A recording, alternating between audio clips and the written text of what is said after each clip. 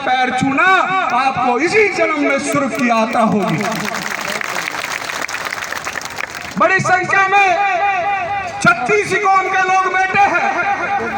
मैं कल भीलवाड़ा तो कुछ लोग कह रहे थे राष्ट्रीय लोकतांत्रिक पार्टी के कार्यकर्ताओं को कि आपकी पार्टी एक जाति विशेष की पार्टी है, आपका नेता एक जाति विशेष का नेता है।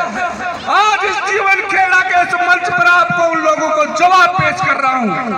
अगर कहे एक जाति विशेष का नेता है तो उन्हें कहना कि जब राजस्थान में महाराणी का शासन था 72 वीर गुजरों पर गोलियां चलाई और 72 गुजर शहीद हो गए थे, तो यही जाट का बेटा था जो गुजरों के साथ पटरी पर जाके बैठ गया था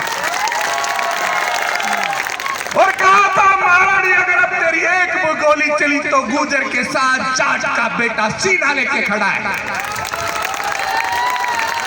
अगर फिर भी नहीं माने तो उन्हें कहना कि राजस्थान के अंदर बंजारा समाज की बस्ती को तोड़ने का प्रयास किया गया।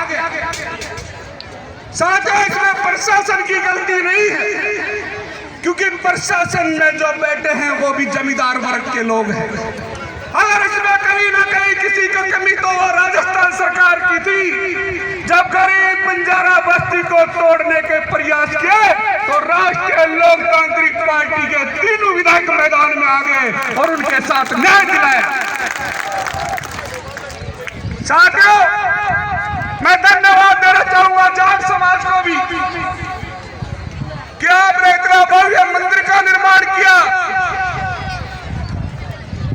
और मेरी नजर में जाट समाज की एक परिभाषा है वो भी आपको बता रहा हूं। अगर कोई पूछे वाली जाट तो जाट क्या होता है उसकी मैं आपको परिभाषा दे रहा हूं। अगर कोई पूछे जाट क्या है तो कहना कि जाट वो कौम है जो मुगलों के भी पसीने छुड़ा दिए थे महाराजा सूरजमल ने। अरे महाराजा सूरजमल के वंशज हो, आप महाराजा सूरजमल के वंशज हो। महाराजा वही सूरजमल था जो रतन सिंह का बदला लेने के लिए दिल्ली से मुगल सल्तनत के कवाड़ तक भरतपुर लेके आ गया था। साथियों, मेरा निवेदन है इसी जोश के साथ होश में रहना। साथियों, 2023 में तीखे व्यवस्था परिवर्तन की लड़ाई में आपको 2023 का जो चुनाव है उसमें आपको तन मन और धन के साथ राष्ट्रीय लोकतांत्रिक पार्टी के साथ जुड़ के किसान के बेटे को मजबूत करना है। किसान का बेटा मजबूत होगा तो राजस्थान के अंदर आज विकास होगा। साथियों, आज कांग्रेस की बात करूं, मैं कल परसों जयपुर गया था। पटवारी हड़ताल पे है, ग्राम सेवक हड़ताल पे है, एएनएम हड़ताल पे है, जीएनएम हड़ताल पे है, पूरे राजस्थान के अधिकारी हड़ताल पे। तो सरकार रोडवेज चलाने का ही काम कर रही है मुझे लगता है। साथियों, समय का अभाव है, आपके बीच में समय से कुछ लेट पहुंचे उसके लिए भी क्षमा प्रार्थी है। लेकिन लास्ट में इतना कहना चाहूंगा, युवा बड़ी संख्या में है और मैं युवा हूं। जब मुझे युवा दिखते हैं तो मैं जोश में आ जाता हूं। स्पीकर लगा ली कर दो कि बिजली चमकती है तो आकाश बदल देती है, बिजली चमकती है तो आकाश बदल देती है, आगे चलते हैं तो दिन बदल देते हैं। और जब ये भीलवाड़ा, चित्तौड़, मेवाड़ के युवा बदलते हैं तो इतिहास के पन्ने बदल देते हैं, इतिहास के पन्ने बदल देते हैं। धन्यवाद। राम राम साहब।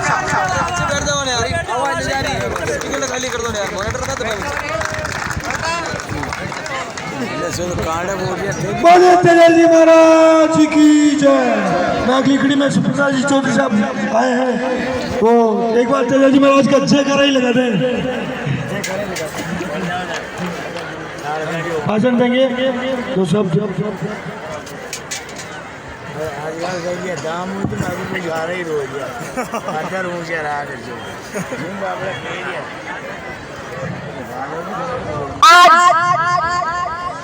जीवा खेड़ा की इस पावन धरा पर तेजा जी के घोड़ी स्थापना दिवस पर उपस्थित आसपास के सभी ग्रामवासी, मेरी बड़ी तादाद में जो माताएं बहनें बैठी हैं, वो युवा साथियों मैं राष्ट्रीय लोकतांत्रिक पार्टी के परिवार की तरफ से नमन करती हूँ, प्रणाम करती हूँ और धन्यवाद देती हूँ कि आपने आज अपने 36 कौम के लाडले नागौर के सांसद हनुमान जी बेनीवाल को जो अपना प्यार और मान और सम्मान दिया है, वो पूरा हिंदुस्तान देख रहा है साथियों। पूरा हिंदुस्तान देख रहा है कि राजस्थान का शेर आज मेवाड़ की धरती पे गरजने वाला है। इसीलिए एक निवेदन है कि अपने दोनों हाथ ऊपर करके जीवा खेड़ा की धरती से जयपुर तक आवाज जानी चाहिए। तेजा जी का एक जयकारा होगा, बोलो तेजा जी महाराज की, बोलो तेजा जी महाराज की। साथियों, 70 साल पहले जब हमारा देश गुलाम था, तब एक भगत सिंह ने जन्म लिया था। वो भगत सिंह जिसने ये परवाह नहीं करी कि उसके साथ आगे क्या होगा, वो भगत सिंह जिसने ये परवाह नहीं की उसके परिवार के साथ क्या होगा, वो भगत सिंह जिसने अपनी जान की परवाह नहीं करी, सिर्फ सपना देखा तो देश को आजाद कराने का सपना देखा। और मेरा मानना है कि आज इस चोर चोर मौसेरे भाई का खेल जो भाजपा और कांग्रेस हमारे साथ खेल रही है, हमारे किसानों के साथ खेल रही है, युवाओं के सपनों के साथ खेल रही है, उनकी गुलामी से आजादी दिलाने के लिए राजस्थान में भी एक भगत सिंह ने जन्म लिया है जिसका नाम है हनुमान बेनीवाल।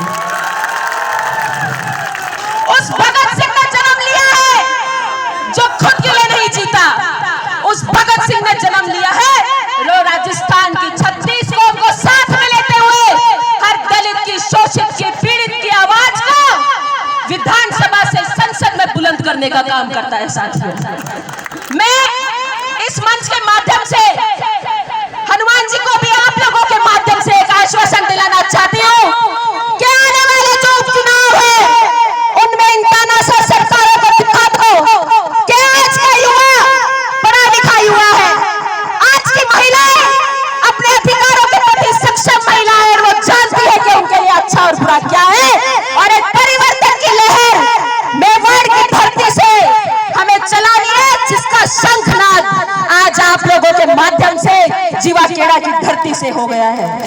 दोनों हाथ ऊपर करके हमारे सम्माननीय नेताजी हनुमान जी बेनीवाल को आश्वासित करेंगे कि इस परिवर्तन की लड़ाई में हम उनके कंधे से कंधा मिला के साथ हैं। दोनों हाथ ऊपर करके सिर्फ एक जयकारा लगाएंगे, जय जवान, जय जवान। अंत में आप सबके लिए दो पंक्तियां, कि परिंदों की असली उड़ान अभी बाकी है, परिंदों की असली उड़ान अभी बाकी है, हौसलों की असली पहचान अभी बाकी है। अभी तो नापी है हम सबने मुट्ठी भर जमीन, अभी नापना पूरा आसमान बाकी है, पूरा आसमान बाकी है। जय हिंद, जय भारत, जय तेजा जी।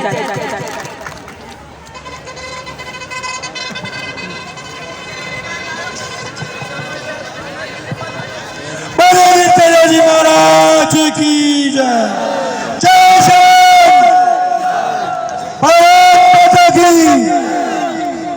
अब मैं अपने श्रीमान हनुमान जी बेनीवाल साहब जिंदाबाद।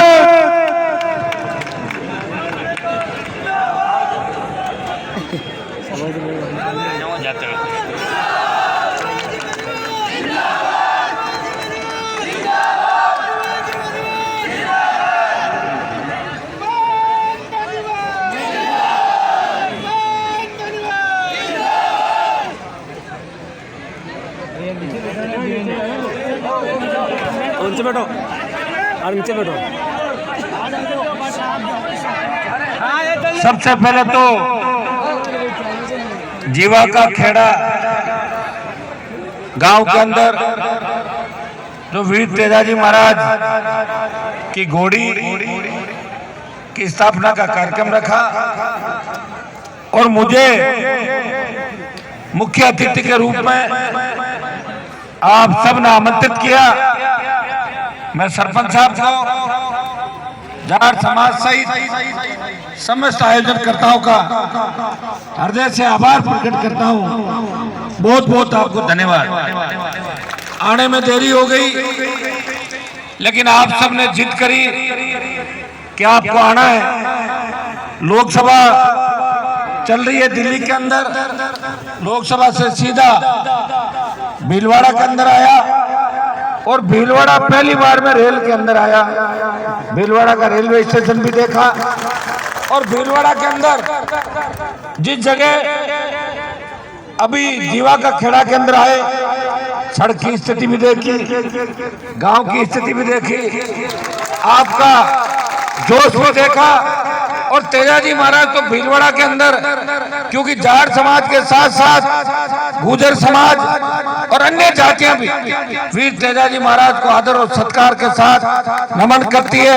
इसलिए भीलवाड़ा में आके ऐसा लगता है जैसे वीर तेजाजी महाराज के भक्तों की नगरी के अंदर मैं आया हूं। और इसीलिए भीलवाड़ा से बहुत बड़ा लगाव हनुमान बेनीवाल का है। और मैं आपको विश्वास दिलाता हूं कि भीलवाड़ा को आगे बढ़ाने के लिए, यहाँ के नौजवानों की समस्याओं के समाधान करने के लिए, किसान हितों के लिए पहले भी मैंने बलिदान दिया और आगे भी सांसद नागौर का जरूर हूं। लेकिन भीलवाड़ा के युवाओं के लिए ये उद्योग नगरी है, यहाँ पे माइनिंग का भी बड़ा काम है, लेकिन स्थानीय नौजवानों को रोजगार नहीं मिलता। मैं हिंदुस्तान के नौजवानों को आश्वस्त करना चाहता हूँ, हनुमान बेनीवाल अब देश के जवानों को स्थानीय मुद्दों पे, स्थानीय जगहों पे, स्थानीय नौजवानों को रोजगार दिलाने के लिए हिंदुस्तान की सरकार से बड़ी अपील करेगा, आंदोलन करेगा कि स्थानीय लोगों को 80% रोजगार मिले।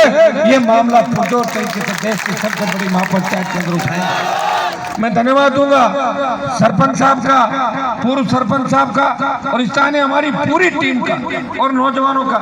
देखिए, जब मैं यूनिवर्सिटी के अंदर चुनाव लड़ा करता था तब भी अजमेर भीलवाड़ा के उस समय जो राजस्थान यूनिवर्सिटी में बहुत कम छात्र पढ़ते थे, लेकिन आपका बहुत बड़ा लगाव मेरे साथ था। मैं खीवसर का विधायक था, तब भी मेवाड़ के हर मुद्दे, डूंगरपुर बांसवाड़ा से लेके ट्राइबल बेल्ट के अंदर भी जब भी किसी को आवश्यकता पड़ती तो मैं विधानसभा के अंदर, जब ट्राइबल बेल्ट के विधानसभा भीलवाड़ा के और चित्तौड़ के मुद्दे उठाता था तो कई कांग्रेस और भारतीय जनता पार्टी के विधायक कहते थे कि आप क्या वहां से चुनाव लड़ोगे, वहां की बात क्यों कर रहे हो। ये मजाक उड़ाया करते थे।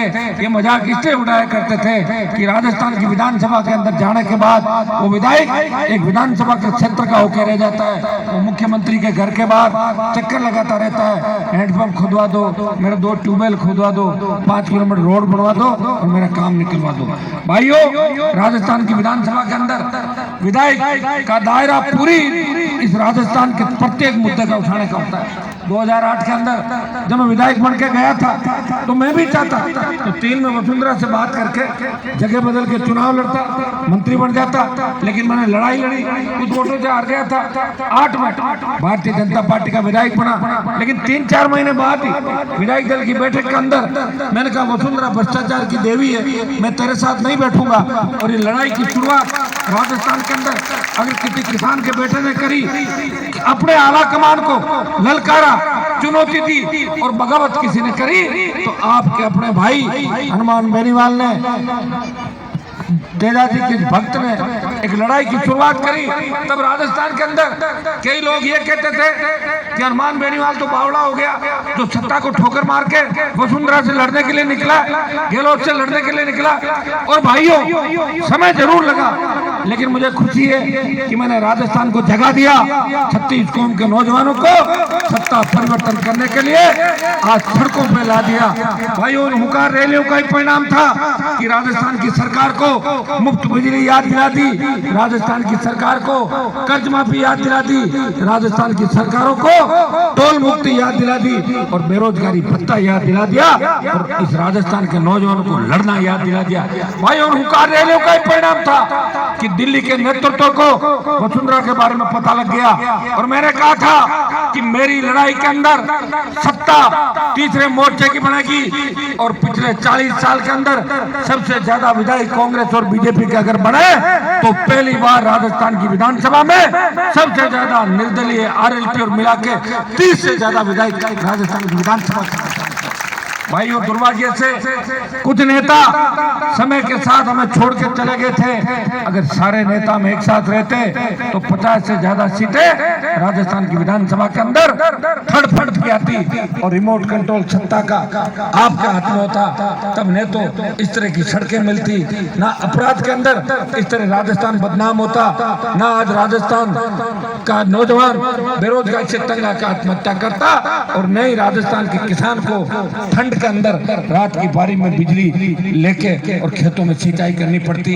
लेकिन फिर भी हनुमान बेनीवाल ने हार नहीं मानी। 2018 के अंदर गहलोत को वेंटिलेटर में डाला। आवश्यकता पड़ी, जब मुझे पूछा गया कि आपकी पार्टी किसको समर्थन देगी, तो 3 विधायक मेरे थे, 2 विधायक मेरे संपर्क में थे। मैंने कहा मैं गुर्जर के बेटे को मुख्यमंत्री बनाऊंगा। सचिन पायलट अगर सीएम बने तो राष्ट्रीय लोकतांत्रिक पार्टी कांग्रेस को सपोर्ट करेगी, क्योंकि हम भी तेजाजी का जयकारा बोलते हैं और गुर्जर समाज भी हमारे भाई है, वो भी तेजाजी महाराज का जयकारा बोलते हैं। और अब हम गुर्जर को पहले सीएम बनाएंगे। भाइयों इतनी बड़ी बात अगर किसी ने कही तो हनुमान बेनीवाल ने कही, और उससे 24 घंटे अशोक गहलोत की शपथ को रुकवा दिया था। उसके बाद आपने देखा वेंटिलेटर पर गहलोत गया और वसुंधरा भी 72-73 में सिमट गई। और वसुंधरा को अगर मंदिर याद दिला दी, धार्मिक यात्रा दिला दी, मैं तो उसको कहूंगा कि ये धार्मिक यात्रा नहीं है वसुंधरा की, ये अंतिम यात्रा है राजस्थान के अंदर। अब के बाद काम नहीं पड़ेगा इसका, क्योंकि जो नौजवानों का सैलाब प्यार और आशीर्वाद जिस तरह हमारी तरफ उमड़ रहा है, तो नौजवान तो एक तरफ चलेगा और जिधर नौजवान चलेगा उधर जमाना चलेगा। हमारे दोनों नौजवान वक्ताओं ने, भाई रोहित गुर्जर और स्मृता चौधरी ने जो जोशीला उद्बोधन आपको दिया, आप उसमें बड़े जोश से नारे भी लगा रहे थे, बड़ा जोश है आपके अंदर। और इस जोश के लिए 23 का मिशन हमने तय किया है कि 23 के मिशन के अंदर भाइयों देश के 25 से ज्यादा राज्यों के अंदर तीसरी ताकत राज कर रही है, क्षेत्रीय पार्टियां बन गई, और बिहार उत्तर प्रदेश जैसे बड़े राज्यों में कांग्रेस का अता पता भी नहीं है। और उत्तर प्रदेश में तो भारतीय जनता पार्टी भी बहुत साल पहले पीछे चली गई थी, वहाँ क्षेत्रीय पार्टियों ने राज किया। क्षेत्रीय पार्टियां जब बनी, जब वहाँ की बड़ी जातियों ने शेड्यूल कास्ट, मुस्लिम और अन्य जातियों के साथ मिलकर लड़ाई लड़ी, और जो शोषित दलित तबका था उसकी सत्ता में भागीदारी सुनिश्चित करने का काम किया, तब जाके क्षेत्रीय पार्टियों का राज बना। मैं आपको आह्वान करता हूं कि मारवाड़ अकेला क्या 45 सीट है, उस मारवाड़ के अंदर राष्ट्रीय लोकतांत्रिक पार्टी 23 में 25 से 30 सीट जीत के आएगी। मारवाड़ के बाद जो आपका मेवाड़ का इलाका है, शेखावाटी का इलाका है, बीकानेर, हनुमानगढ़, गंगानगर का इलाका है, और ईस्टर्न राजस्थान का इलाका है, अगर हम सब भाई एक हो गए, नौजवानों ने मजबूती से लड़ाई लड़ी, वो दिन दूर नहीं जब 23 के अंदर आरएलपी 125 से ज्यादा सीटें राजस्थान के अंदर जीतेगी। क्योंकि नौजवान जिधर देश के अंदर जब भी क्रांतियां हुई, उन सब क्रांतियों के हीरो नौजवान थे। 1857 की क्रांति का हीरो तात्या टोपे, मंगल पांडे, और उसके बाद भगत सिंह ने देश की आजादी के आंदोलन के अंदर ऐसा बिगुल बजाया कि अंग्रेजों को हिंदुस्तान छोड़ के भागना पड़ा।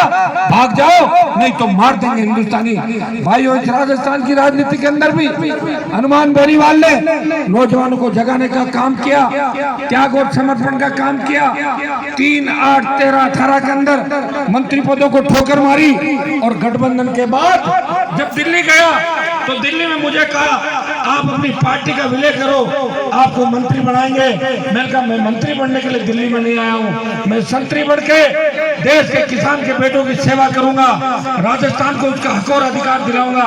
मंत्री पद को ठुकराया, और अब की बार जब देश के किसान तकलीफ के अंदर था, तीनों कृषि काले कानून जब देश की सरकार लाई, तब उत्तरी भारत के अंदर अगर किसी व्यक्ति ने सत्ता को ठोकर मारी तो हनुमान बेनीवाल ने एनडीए को ठोकर मार के किसान कौम के लिए फिर त्याग और समर्पण किया। ऐसे उदाहरण बहुत कम मिलते हैं। लोग तो अपनी स्कॉर्पियो फॉर्च्यूनर की गाड़ी की सीट भी नहीं छोड़ते हैं क्या किसी के लिए? मैंने 4 बार राजस्थान के अंदर मंत्री पद छोड़ा और 2 बार दिल्ली के अंदर छोड़ा। 3 मोर्चों में लड़ाई लड़ रहा हूँ। राजस्थान की सरकार के अंदर अशोक गहलोत के बेटे को चैलेंज देके मेरे पड़ोसी क्षेत्र से हराया और उसका जादूगर का खिताब छीन लिया। भाइयों, वसुंधरा को बिल्कुल डिप्रेशन में भेज दिया। पहले तो उसके दोस्त ललित मोदी के पास लंदन भेज दिया मैंने उसको, लंबे समय तक आराम करने चली गई। अब वापिस आई है, धार्मिक यात्रा में निकल पड़ी, लेकिन उसको ये पता नहीं वो किधर जा रही, खुद ही दिशा भ्रमित हो रही है। लोग कहते हैं कि मैडम की तो स्थिति ये हो गई कि कोई भी अगर उसके फोन पे मिस कॉल देते तुरंत फोन करती है। कौन बोल रहे हैं? क्या मैं साहब सरपंच बनाऊं? सरपंच साहब आप आइए ना, बैठ के बात करके पंचायत के लिए। आप बताओ, पंचायत में लाया मैंने वो। ये पहले पंचायतों, विधानसभा क्षेत्र और सांसद उनको याद नहीं थे।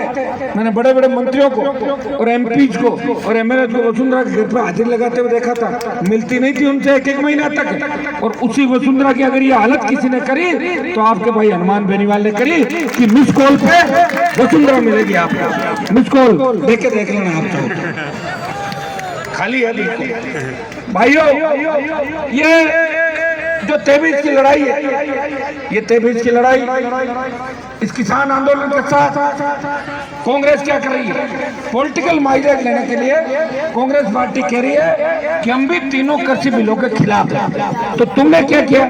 तुमने 55 साल देश में राज किया, तो किसान के खेत में सिंचाई का पानी पहुंचा देते हैं। जीवाखेड़ा के अंदर नहर चलती, मारवाड़ में नहर चलती, तमाम राजस्थान और देश के प्रत्येक खेत में अगर नहरी इलाका हो जाता तो आज हमारे बच्चे भी जर्मनी, इंग्लैंड, अमेरिका के अंदर पढ़ते कि नहीं पढ़ते? हमारी बेटियां भी बाहर पढ़ती। कांग्रेस ने भी कुछ नहीं किया। इस स्वामीनाथन आयोग की रिपोर्ट को 2014 तक पेंडिंग रखा तो कांग्रेस पार्टी ने रखा।